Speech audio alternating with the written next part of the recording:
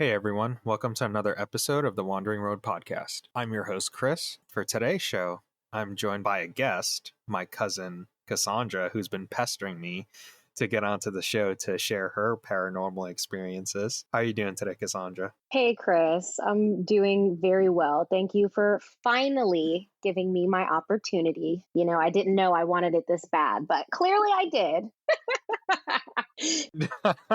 No, you've only asked like 4 times, and I said, Yeah, yeah, no, I'll I'm get happy you on, about I'll it. get you on. And then we finally made some time and we were able to get this going. Why don't we start from the beginning? When would you say you had your first paranormal experience? Oh, geez. Okay. I would probably say the first paranormal experience. Well, is it something that I remember specifically, or because I had experiences actually from as early as I believe 6 to 8 months old, but my mother told me about these experiences before I was even able to comprehend what was going on. We used to live in this house in Long Island, New York, and I believe an old woman lived there before we did. She had passed away in the home. God rest her soul. And apparently, my mom said that I used to sit and play with someone randomly. I would just be home alone with her. She'd be in the kitchen cooking, doing whatever she's doing around the house.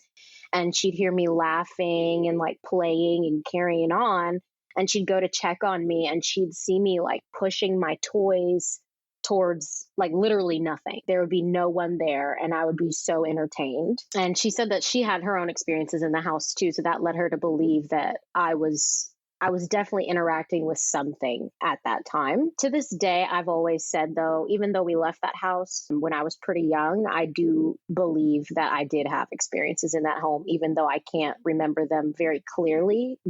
I know there was something in there. But as for my own personal experience that I can recollect, I would definitely say they would have been at your old house in Queens. And I was really young at that time. And it was around when our grandfather had passed away. And this was one of my most memorable experiences. And I count this as like my first because I remember it as such. I was with your younger sister and we were upstairs in your house and everyone was still at our repast for our grandfather. And we were there alone. I think you were there, but you weren't upstairs with us. And we were walking around. It was pitch black and we kept hearing someone like walking around and the floor's creaking. And so we decided to check it out. We came out of her room and looked down the hallway and saw the silhouette of a young boy, had to have been about elementary school age. And he was wearing older clothes, like almost like a school uniform. I'm definitely thinking like 20s or 30s is like the era or time period. And he was just standing there. He was just standing there looking at us. It wasn't scary per se, but I remember looking at your sister and I was like, do you see what I see? And she was like, yeah. And I was like, so we're both seeing this right now. And he disappeared. And what's crazy is I remember we were just stuck in place. And like 30 seconds after he disappeared, you actually came in the front door of the upstairs apartment and we're like, why are you guys up here in the dark? And we were like, you weren't just up here with us. And you're like, no, you guys are crazy. Like, come downstairs with me. And from that day, we were convinced there is a little boy in that home. But now, I mean, since then, we're convinced there's so many things in that house. So That's insane because my sister said that she had an imaginary friend that was a little boy. So the fact that you saw it too gives a little more credence that, we're not going crazy with this stuff. Like I told y'all, I lived in a weird ass house. It was so unsettling. It was so uncomfortable. You and I have talked about that house multiple times. I don't want to say I'm glad to hear someone else had an experience in there. Aside from the immediate family, but it kind of validates that, hey, something actually was going on in there. And interesting about your Long Island house, I didn't know any of that stuff was going on there, that your mom, well, my aunt actually experienced stuff there as well, and that you did too. I mean, it sounded like you guys had a free in-house babysitter, so it didn't sound like anything was bothering you. Or Can you recall anything, any experiences that might have scared you in that Long Island house? I can definitely say, while I can't recall specific instances, I do recall the energy of that house. And that is something that I don't think I'll ever be able to shake, even though it's been on the upwards of 20 years since I've lived there. That feeling it'll never leave you. I remember the house had two main floors. So the main floor, the upstairs, and then we had a basement. And we didn't really go into the basement for much. Like we kept our laundry, our laundry stuff down there and just some like household things, but we never really ventured down there. But I do recall every time that I would go down into that basement, I would feel the heaviest, like the sickest, heaviest feeling just like come over me. And it was so heavy, it was almost like suffocating. And it was abnormally dark. I don't know if you've ever been in a space where all the lights are off. And like, you know what it's like when lights are off in a room and you're in pitch black. But when you step into a space that has heavy energy and it's pitch black, for whatever reason, it seems like the darkness is even darker. I don't know how to explain that, but it's very unnerving in a sense because it's like you lose all sense of where you are, what time it is, what's going on as soon as you step into this space, just because of how heavy the energy was. It was just so disorienting. And that wasn't throughout the whole house. That was mainly just in the basement. I remember the main floor wasn't too weird or creepy. I didn't really have many experiences there. The upper level, my older sister's bedroom was upstairs and her bathroom. And then my dad had his computer room, which was also my playroom. And I used to go up there and spend a lot of time up there because that's where my toys were. And I can say I used to always have a feeling of being watched whenever I was in the computer room. I always felt as though there was some sort of energy there just kind of watching me. It didn't feel necessarily dangerous, but I mean, it's obviously unsettling as a child, knowing you only live there with your two parents and your sister and having some weird thing watching you all the time was a little strange. That's really like the extent of it. I know I did avoid that basement like the plague just because of how scary the energy felt. So yeah, just overall, I mean, just being in that home, I mean, to this day, I hope it's not the same. I hope the people that live there now don't have to deal with that feeling because it's pretty scary, but I'm sure there's probably residual energy you could feel just stepping onto the property. Yeah, it's funny that you brought up that computer room that your dad had. I remember that room as clear as day. And when we would go over there, everybody, like, we would have barbecues and stuff. And we would bring, like the PlayStation and stuff up there. And for some reason, I never liked being alone up there. So it's interesting that you bring that up. But what I did want to ask is that you guys had pets. You had Simba at one point with you there. I don't know if you were too young to remember your dad's other dog. Was it a Rottweiler? I know her name was Ebony, right? Yeah, I do remember Ebony. Yeah. For the limited time that like you had Simba there and the limited time that you lived there, did you notice the dogs acting weird? Because I know that when people would come over, because my dad was afraid of dogs, we would have to put the dog in the basement. Did you ever notice any of your pets like, I don't want to go to a certain location, like they would, or they just notice stuff, if that makes sense? I no, it makes complete sense. I think at that time I think I was a little too young to kind of pick up on those things. The only thing I can say though is that our dogs were very weird about being in the house really in general. They didn't really, I don't know, they preferred to be outside. And even if you did bring them in for a little bit, they were itching to go back outside. They did not want to be inside the house. Like you could tell they were very comfortable being outside in their own space for whatever reason, which was always kind of strange to me. I mean, obviously, as a child, I didn't really understand, but as an adult now, I mean, and seeing with everything that has happened there and the energy and everything like that, it wouldn't surprise me if that was maybe the reason why they always wanted to be outdoors 24/7 and why it was such a struggle to keep them inside when we did. I'm sure that it probably did have some sort of effect on them. Yeah. So did your mom ever confide in you anything that she experienced in that house in Long Island? She did actually. So when she told me a story about when I was really little, I think I was still a baby. And one of our aunts had come to stay at our house there, and she was staying upstairs in my sister's room. And she had gone, apparently, to in the middle of the night, gotten up and had to use the restroom. And when she went to the restroom, the door was closed and the light was on, as if somebody was in the bathroom already. And nobody else uses that bathroom upstairs or anything. There's nobody else staying upstairs but her at that point. So it was a little weird, but she didn't think anything of it. She had went back to her room and waited to see, for the person to come out of the bathroom. She's assuming it's one of us. She comes back and she sees the light on again. And no, she's not hearing footsteps. She's not hearing anything in the bathroom or anything like that that's going on. It's in the wee hours of the morning. She goes back to her room, and then she comes back out and the door's open and the light is off. But our floors used to creak in that house. I mean, any house in New York, everybody knows, I know you know this, Chris, creaky floors just come standard. Like, you will always know if someone's running up on you in your house.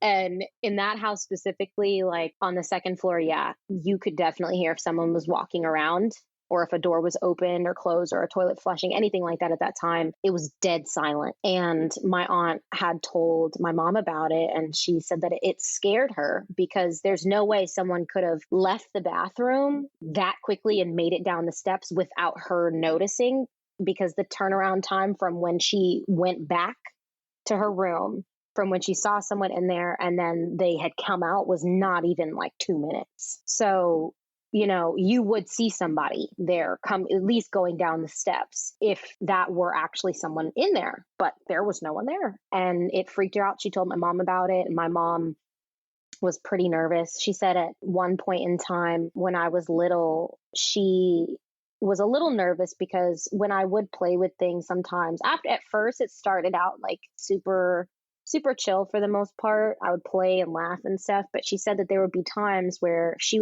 pick me up and she'd walk around the house with me, and there would be certain areas of the house where I would just start bawling my eyes out, crying. Like, I did not want to be in that space. I would be screaming like I was scared of something. And as soon as she took me out of that room or away from that area, wherever it was, I would stop and I would be completely fine. But it got to the point where it happened so often that she was convinced that something was in there, and maybe it was trying to interfere with me, because I mean, I was a baby, I'm defenseless.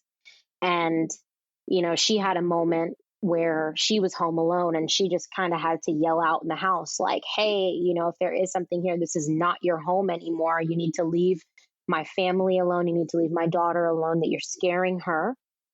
I don't know what your intentions are, but you need to leave. She told me that from then on, I didn't really have any weird interactions. She didn't notice any weird interactions so much after that, but the energy was still very much there. I think that from that point, it took whatever my mom said, and I guess it listened to her as far as dealing or interfering with me, but it was definitely still there in the house. Now, did your dad ever experience anything, or is he like super skeptical?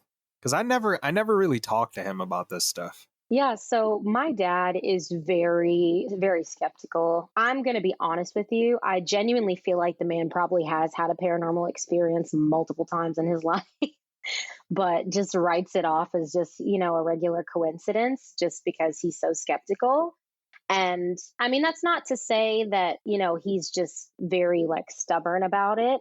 He's just very set in his faith, and he's a very strong believer in God, and he wholeheartedly believes and trusts that God is there protecting him in his space and his family and everything like that. So he doesn't really pay attention to, or really give any attention to anything like that, solely because he feels as though, I'm a God-fearing man. I ask God to dwell in my home and in my space and to protect me and my family.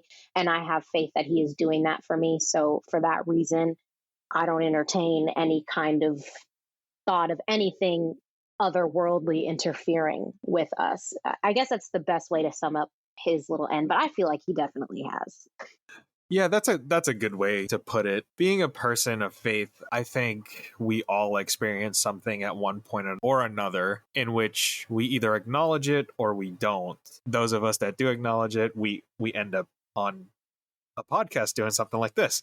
But but what I did want to ask is, so you talked about the experience that you had with my sister in that old house in Queens, New York. Did you have any other experiences there, or was that just the primary one? No, so actually, it's actually really crazy. Majority of the paranormal experiences I've had in my life have occurred in that house on 126th Street, more so than ever. The amount of them in such a short amount of time, like that home to this day is still very, very, very haunted by multiple spirits. I just pray that they find their light and their resting place, because the energy in that home is crazy. I have so many different experiences. I could go on for days. You're not wrong about that. Like, just I got bored the other day and I was telling a friend a story about how something happened where a baby was tossed out of the window recently. I don't want to go into too much detail because I don't want people going to look for information. But I just pulled up a picture of the house and it looks exactly the same as it did 20 years ago. And it just looks so eerie and creepy. When my sister was in New York visiting you guys for a few months, she said that her and a couple of our other cousins, they were walking down that street again. They were starting to walk past the house, but they just couldn't finish walking past it. They had to cross the street.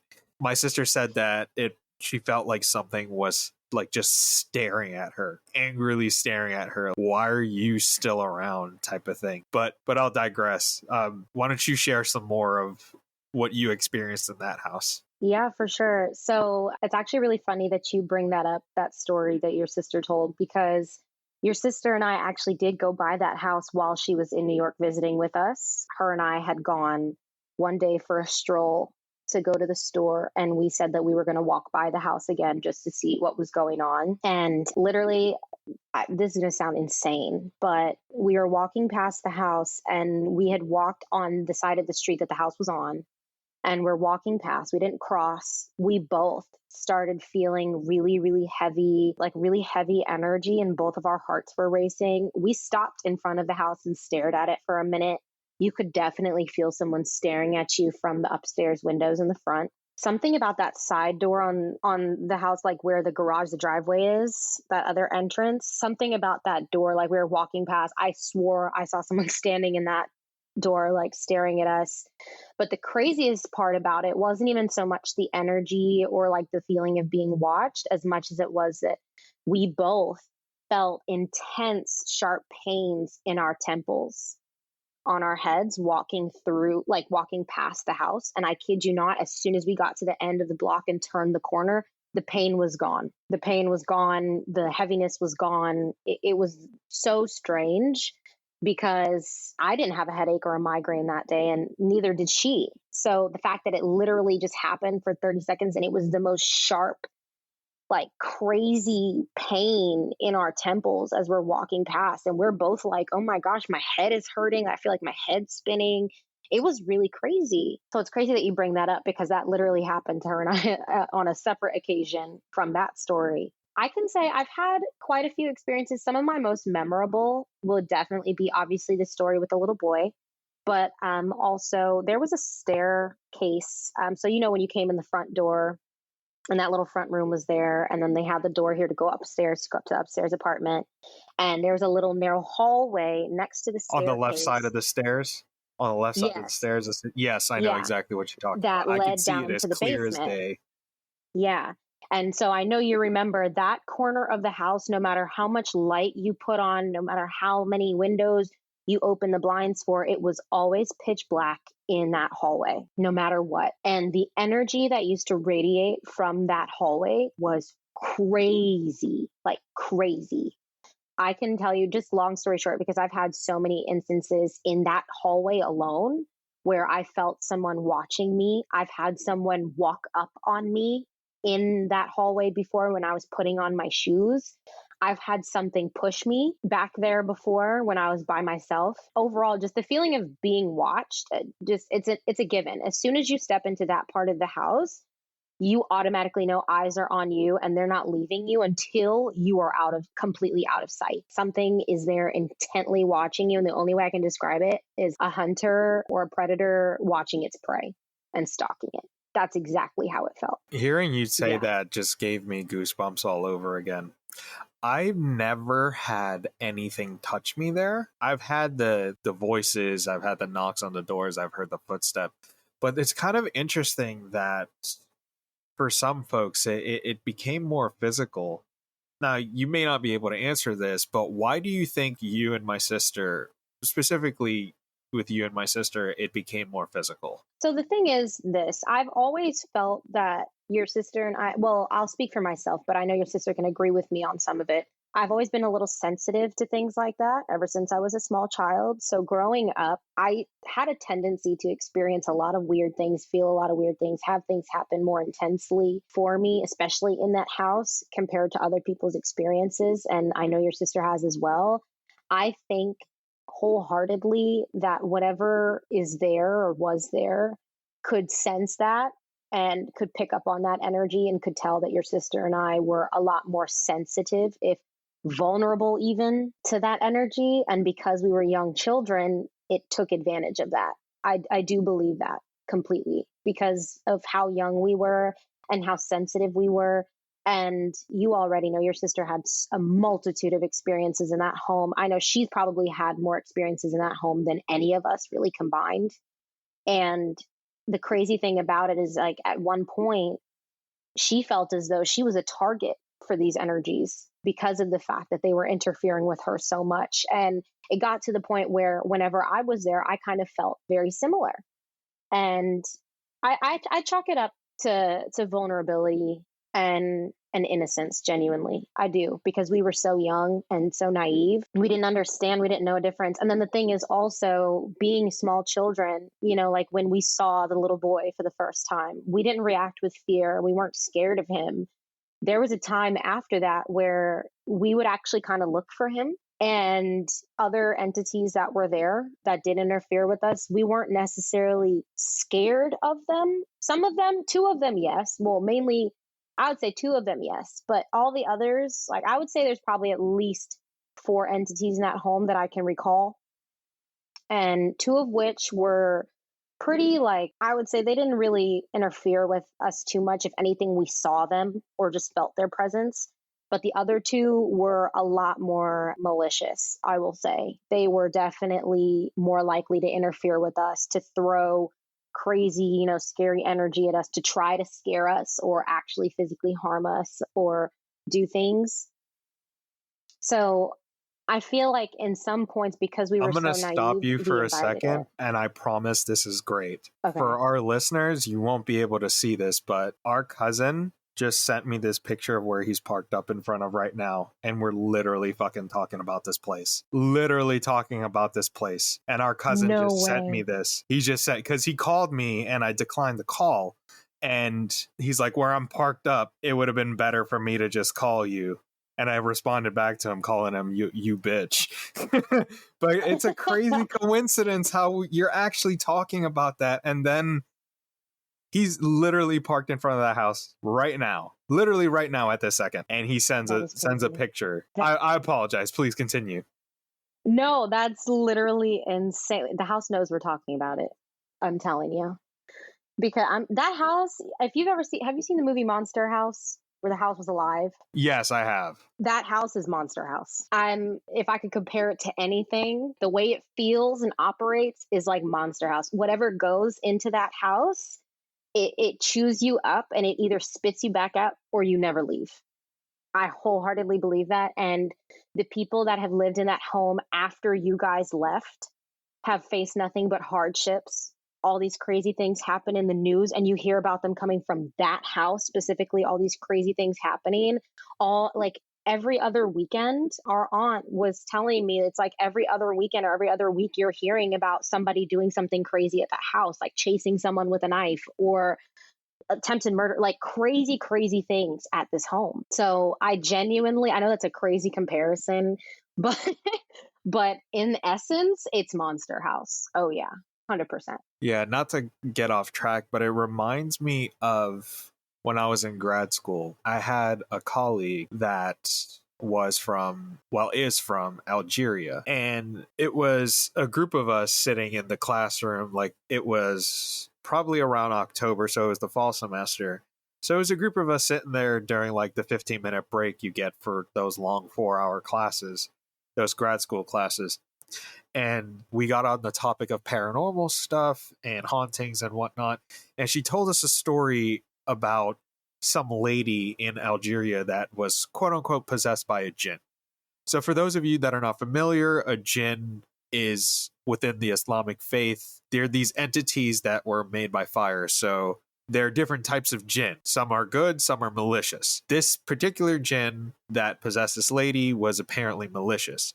And this lady would sit on the side of the street and just like randomly yell stuff at people about stuff that's going to happen to them. And one day she was at home talking to her friend specifically about this lady. They're like, oh, she's crazy. She needs to go to the hospital, yada, yada, yada. And her mom comes back from the market and goes to my friend and says, were you talking about this lady? Because she like yelled at me and said, tell your daughter to stop talking about me. And I shit you not, while she was talking about this lady, she didn't even name her name. It literally felt like something in the corner of the room was staring at all 6 of us. Oh my gosh. Yeah, it was absolutely terrifying. It was a creepy feeling. It's like we're all just chilling here in this classroom waiting for the professor to come back, and she's sharing this story, and all of a sudden we just feel something staring at us. I don't know if it was placebo because we were all terrified, but maybe this person knew, or maybe this thing knew. No, I am a firm believer in that type of stuff. And I do believe, I wouldn't be surprised if that thing was listening. I wouldn't be surprised at all, because certain entities, like certain energies, whatever you'd like to call them, they're more powerful than others. And there are, good entities and there are bad ones. And the bad ones, the really bad ones, they have their ways. They have their ways of staying on top of knowing things and stuff like that. They're always watching. And when you have attachments and stuff like that, that's why it's so important to, try to handle that, or, keep your space cleansed, like do all these things. It's so important for your welfare because of how strong these entities can be. I mean, even just the fear that you guys exhibited, like even if it was a placebo effect, the energy that you gave out, that fear was enough for that entity to feed off of it. That's what it wants. That's what those things want. That's how they get stronger. That's how they keep going. So you might have actually really did experience it just energetically, like truthfully. Yeah, I think you might be right, because it's just, there was no reason for all of us just to one, get goosebumps all at the same time, and 2, just feel super uncomfortable. But I did have a question about these entities and these energetic beings. How does that intertwine with people's religious beliefs? For example, I'm a Catholic, your father is Christian. How does that interact with those religious beliefs, if you're able to explain that? Yeah, I definitely can. So I think it all really comes down to how open-minded someone is just as an individual outside of their religious beliefs. That's like the biggest determining factor. And the reason I say that is because I've met people from all different walks of life and different religions, different variations of how strongly they practice and believe, so much variety. And I've heard so many different things from people. But what I've noticed is that the individuals who were more open-minded before they found their faith, or just were more curious, were more likely to actually believe in the likelihood of things like this, like the paranormal existing, as opposed to the people who were very closed off prior to their spiritual awakening, if you will, within their religions and things of that nature. I feel like it really just comes down to that and just how much you're willing to believe. I also look at it, and this is just my personal opinion, I feel as though if you practice any religion on earth, any religion that there is, you do, it kind of goes hand in hand with the paranormal, and you are kind of admitting that you believe in some sort of energetic play in this world, in this universe. Because if you look at, you study religion, you study all these things about all these different religions, there's a supernatural aspect to all of it. For instance, like in Christianity and Catholicism, I used to be Christian and Catholic when I was younger. So I know a lot about it. I know the best of both worlds. I would say, like, we prayed to, and this is not offense, I don't mean this in a offense to anyone, but like, we prayed to someone we can't even see and that we've read about in a book. And we're literally the concept of praying is literally sitting, basically putting yourself in a meditative state to telepathically or verbally communicate with another energy, this higher power that is supposed to be here to help guide and protect you and is basically the keeper of the world. So if you can believe in that and you do that routinely, you can't say that you don't believe in the supernatural or paranormal at all. And I'm going to say it at that. I can say there are certain things, yes, I can understand that you won't believe in them, certain aspects about the paranormal, but you can't say that you don't believe in it, period, because you actively practice supernatural work every single day as a part of your day-to-day life, whether you realize it to be that way or not. So I hope that answers your question.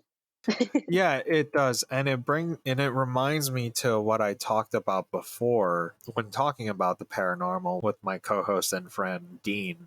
We talked about the concept of cognitive dissonance, in which someone will believe in something, but at the same time completely ignore and refute something else that should essentially exist alongside with it because it doesn't fit into the mold of their belief structure.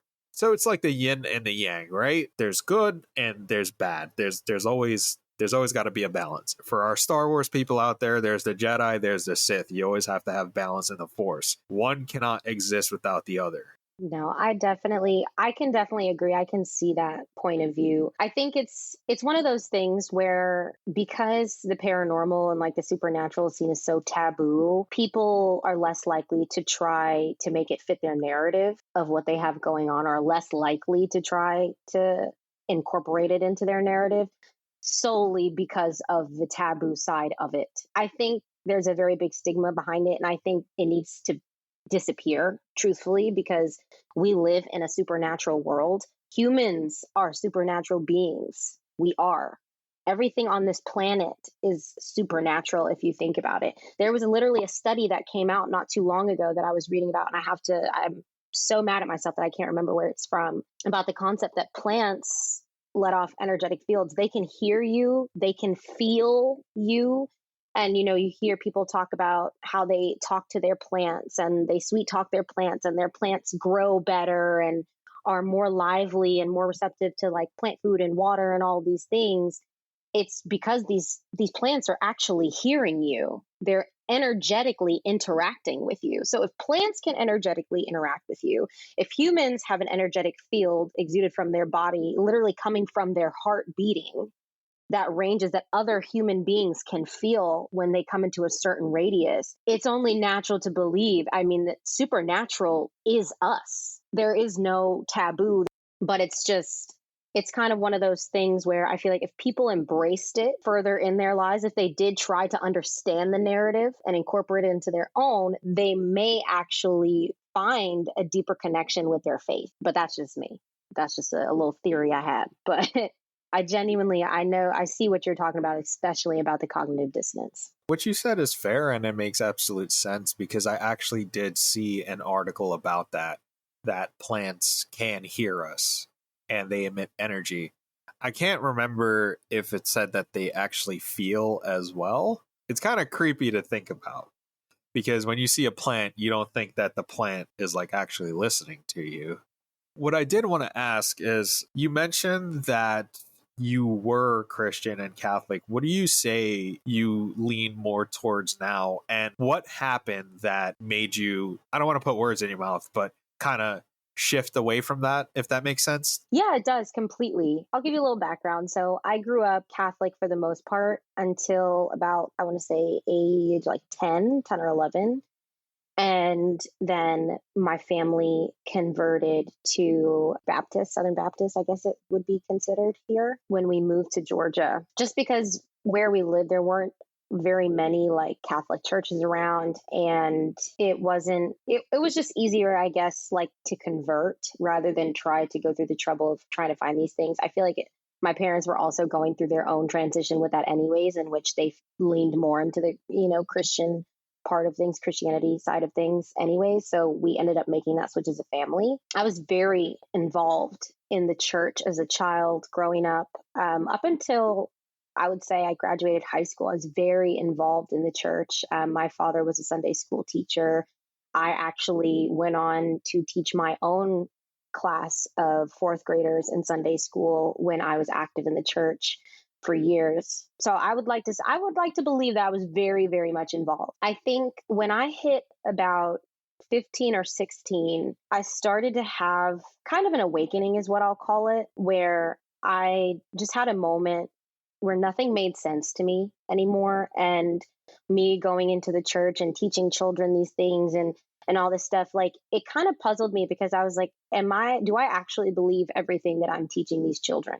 And is it right for me to be teaching these children these things if I don't wholeheartedly believe in what I'm teaching? After I had that thought, pop in my head, it kind of pushed me onto the path that ended me up to where I am today, I'd like to believe, just because I became more curious and I started asking more questions and I wanted to learn more and know more about what I was worshiping, what I was spewing out of my mouth all the time, especially to influential children. I'm telling them these things and I'm not even sure if I believe them. And that really triggered me on a new level.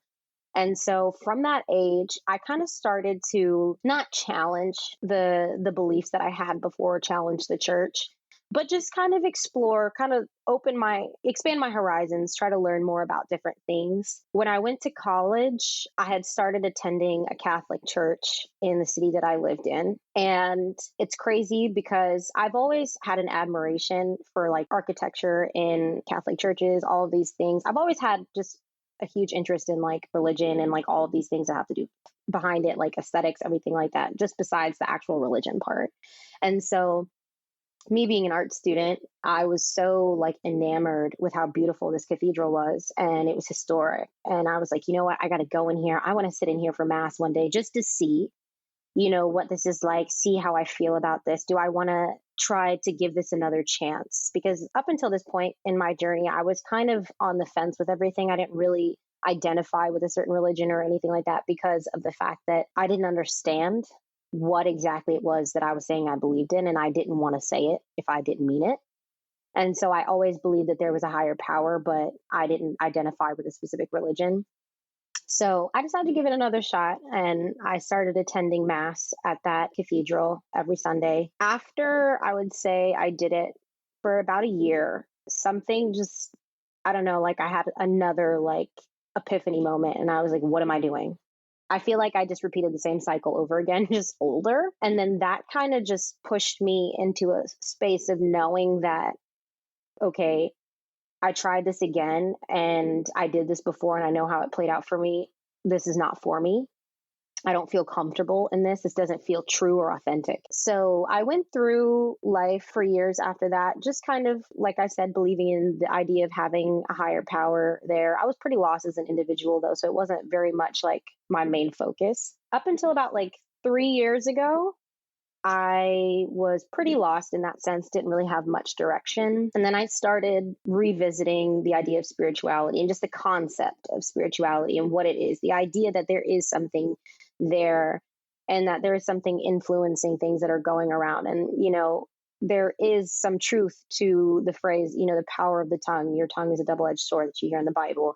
All these, I started to look into these things deeper. I wanted to learn more before I actually said I identified. Now we fast forward 3 years to today, and I'd like to say I'm highly spiritual. I still do not identify with a particular religion, but it's not because I don't believe that they're right or wrong or anything like that. I actually now, believe it or not, I feel as though every religion is basically on the right track. They have the right idea. They all practice some form of spirituality. Like if you don't realize it, practicing religion is practicing spiritualism. So I look at it in that way. It's just everybody is just practicing their spiritualism in a different way. They just have different routines. but we're all worshiping the same thing, and I feel like we're all going to the same place. I feel that every religion is a different rendition or understanding of the overall topic of spirituality, and these people have created these religions over time to help them understand and navigate through life with these spiritual beliefs. So it's like giving a face to a name as opposed to going through life like I am right now, where I'm like, I don't have a face to a name. I just know that there's a name, and one day I'm going to see the face, but I believe that that person exists. That's a good way to put it. What I did want to ask you next is, now that you're more open with your spirituality and more accepting and with all of that, would you say that when it comes to the paranormal and spirits and whatnot, do you feel things, hear things, do you see things? If you don't mind going a little bit more detail on that. Yeah, no, I don't mind at all. I can say that obviously, like I had mentioned earlier, I've always felt a little bit more sensitive to energies and things of that nature since I was a small child. As I've grown older, I can definitely say that I used to see things more when I was younger, like a child.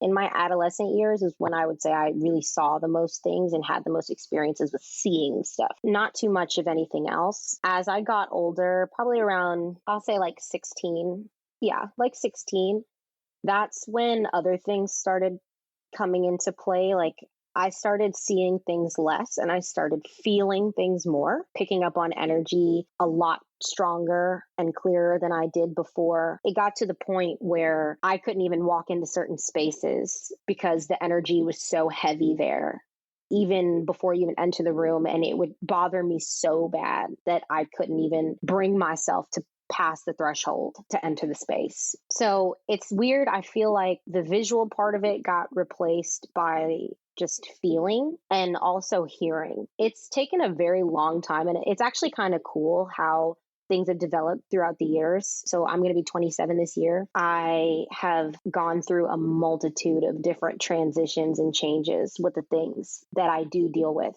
and experience. And as of like now, I can say that I feel like everything else is happening for me except for the visual part, which is kind of weird, because I started out in life seeing things and I didn't have the rest. And now I hear things, I can feel things, sometimes I have very specific dreams about things and downloads about things and stuff, all the time now. It happens like on a daily basis. I'm having things happen for me, but I don't really see anything so much anymore. It's very rare. Maybe it's best to not see things because you don't, the last thing Yeah. you want is something ingrained into your mind that you can't get out. And what do they call it? Your mind's eye. You don't want that image burnt into there. So it's probably Yeah. best. I do have a question for you that just kind of came to mind as you were talking about your spirituality and you being able to feel and see stuff.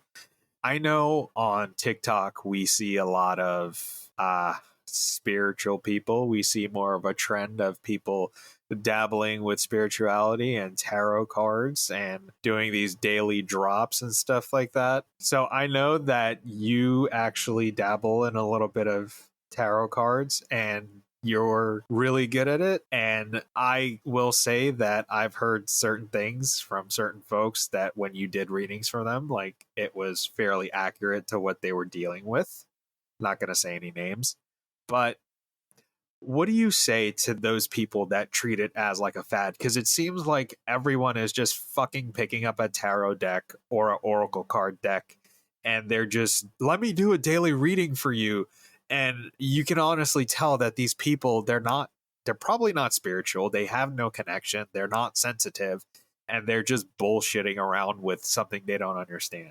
Okay, I'm actually really happy you asked me this question because I have many thoughts about Go this. off. But I'll just start off by saying this. Like, yes, I do read tarot. I do energy work and things of that nature. It's not something that I necessarily advertise, but it's something that I feel called to do, and I do practice it or do it whenever I feel it's necessary, and keyword when it's necessary. And that's kind of how I'm going to transition to what I'm going to say about, these TikTok tarot readers and this fad that is spirituality. I think that there was an influx of attention around New Age spiritualism when movies like The Craft and Practical Magic and trends like Sabrina the Teenage Witch and like all these things, Whimsigoth, that's the name of the aesthetic that was like really popular in the 90s, had to do with like witchy stuff, all that. When that stuff started trending again a couple years ago, I feel as though that's when people really started to take on this identity of spiritualism. And that's what I'm going to call it, an identity, because if you notice, like a lot of these people that are on, it's their whole identity on the internet. They're like, I'm a tarot reader. I do this. I do Reiki. I do energy healing. I do all these things, blah, blah, blah. I guarantee you these people literally maybe sat one day and watched YouTube videos on like how to do these things. And all of a sudden we're like, I'm going to be a part of this because I'm going to be like the girls in The Craft, and I'm going to be like Practical Magic, and I'm going to live this witchy cool lifestyle because it was a trend, not realizing how serious and how dangerous, and I'm going to put an emphasis on the word dangerous, it is to actually be involved with some of these practices and energetic workings. I like to compare tarot cards to Ouija boards. And the only way I'm going to compare the two, I'm going to put it this way, you tell me if it makes sense, is essentially the way a Ouija board works is, you get on it, it's basically like a gateway to the spiritual world, and you're able to communicate with spirits and entities, and they can come through. You don't know who you're talking to, but the idea is you're opening a door. Tarot is the exact same. The only difference is that usually when people are using tarot cards to do any kind of readings or workings, you're calling on specific spirits, and those spirits 9 times out of 10 are your own, what would be called like spiritual team. And your spiritual team is made up of, like guardian angels, your spirit guides. These are ancestors from your family lineage who are now with you to help guide you through your life. And these entities, or I don't want to call them entities, I'm going to call them energies. They're there for your good and for your well-being throughout this life, and they're here to help you prosper in this life and fulfill your life's purpose. So when you're reading tarot, the idea is that you're actually connecting with this spiritual team in order to communicate to get certain answers, etc., or whatever it is that you're using tarot for. The idea is majority of people do not know that, and they don't know that when they're using tarot that they need to specify who they're speaking to or who they would like to speak to. They don't know that they need to specify that there are certain things you shouldn't ask. There are certain things that you shouldn't do. Like you can open a door that you can't close if you try to do a tarot reading session and you don't know what you're doing. And the crazy thing about it is people are so gung-ho about jumping on this bandwagon to do all this stuff, and they're not doing their research. So you see young kids. I mean, I've seen kids as young as like 14 on TikTok talking about 18 plus tarot reading about your twin flames energy and soulmates. Like, what do you even know about that? Sorry, like, do you know what twin flames, the concept of twin flames is? Like, do you know what that is supposed to be for in your spiritual journey? It's not just saying, oh, your crush likes you back. Like, that's not what this stuff is for. It seems like, well, yes, you can use these tools for fun, recreationally. Yeah. It's not really encouraged unless you know what you're doing, because you're opening your energetic field up to any and everything. And if you don't know how to pull your energy back, or you don't know how to protect your energy, you're a literal target. And the thing is, you're stationary, you're not moving. As soon as you say hello and you open a Ouija board, everybody, everything in the spiritual realm can hear you. Everything. And the same thing happens with tarot cards. Everything is listening. And you better believe that the things that need an opportunity to get into this world, to carry out their agendas, they're waiting for naive people to open those doors for them, because they know that those people can't close them. And people don't realize how dangerous this is. People pick up tarot and start doing all these things. They talk about spirituality, and then they say, oh, when I started doing all this stuff, I started seeing shadow figures, and I started having things, like really bad things started happening to me. And I started having nightmares, and stuff would be following me and chasing me in my home. And that's how I realized that this was of the devil, and I had to switch back to Christianity, and that's how I found God. No, you didn't find God because this was of the devil and all these things and you were worshiping the devil. No, it's because you were naive and you didn't learn how to protect yourself and what you were practicing, and you opened doors for negative entities to interfere with you and therefore screw up your life. And you just didn't realize what was going on because you were too excited to be able to say that you can do whatever it is that you want to say that you can do, that you didn't take the necessary precautions to protect yourself. And that's where I feel like there's a big misunderstanding where in spirituality and with tarot and all these things too, because of the fact that the people who actually practice this in their day-to-day lives seriously, we take the precautions to protect ourselves, to protect our homes, to protect our loved ones. There are certain things, I'm not going to go into detail about what I do specifically, but there are certain things I will not touch. I don't care how minor it sounds. I'm not doing it. I'm not touching it because I know the repercussions of what could come with it. And I don't want that for myself or my family. And the thing is also too, whatever you invite into your energetic field, once it's stuck there, it's going to be in your energy and it's going to interfere with the people around you too, because they're in your energy as well. So not only are you putting yourself in danger, you're putting everyone else around you in your energetic field in danger as well, because you're giving whatever these entities are, you're giving them access, like literally an all access pass into my life. Here you go. And they don't realize. And the thing is, I think it also doesn't help that I know they make instruction booklets for tarot cards, for a reason, obviously, so you can know how to translate or interpret the cards that you're getting. They literally take the interpretation so literally. They're not able to actually make the energetic connection to actually read what is being said in the cards. So they see, for example, the death card that comes out in tarot. It's part of the major arcana. It doesn't literally mean death, but people, how many readings I've seen of people talking about, oh my gosh, somebody's going to die, the death card, and da-da-da-da. And it's just like, and it's crazy because as somebody who actually practices, I'll watch some of these readings sometimes and I'll look at what cards came out and I'll hear this person literally saying the complete opposite of what is in those cards. And I'm sitting there reading those cards, seeing what they're actually saying. And the scary part is that there are thousands of people who are gullible enough to believe what this person is saying because they don't have the knowledge behind the practice. They're saying, oh my gosh, I'm going to die. This person's going to die. I'm seeing this. Oh my gosh, this is resonating with me too much because they said, oh my God, the color pink, and that's my favorite color. And then they start going off on these tangents. And then the next thing you know, you're creating a mass hysteria because you didn't know how to do what you were doing. So it's very dangerous. It's very dangerous. And my word of advice to anyone who is interested in practicing or getting into spirituality, I'm not going to deter you or tell you not to do it. But I'm going to say that if you feel called to do so within your heart and your spirit, by all means, pursue it, but proceed with caution and be smart. Thanks for tuning into today's episode of The Wandering Road. You can find us on Apple, Google, Spotify, and most podcast platforms. Be sure to subscribe and share. Also, don't forget to give a follow on Instagram at twroadpodcast and follow my TikTok at TWR Podcast. Take care, and I'll catch you on the next one.